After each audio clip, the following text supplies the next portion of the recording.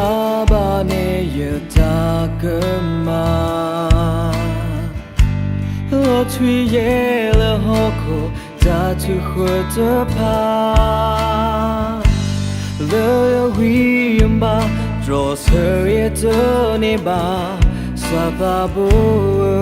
Yalombana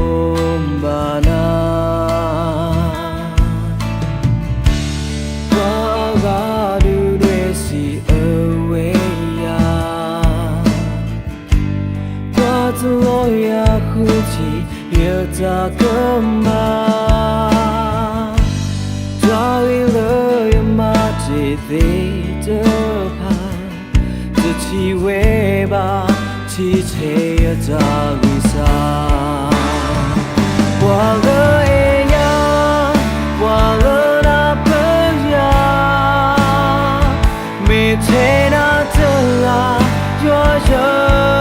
kasa Turokiya makasrokiya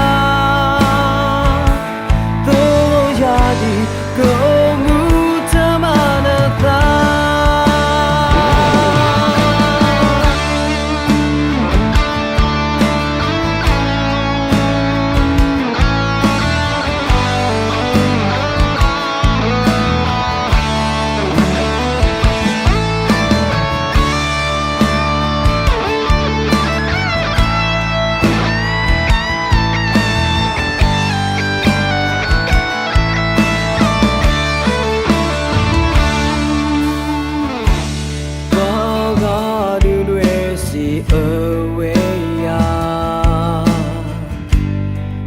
Loya huti yatakama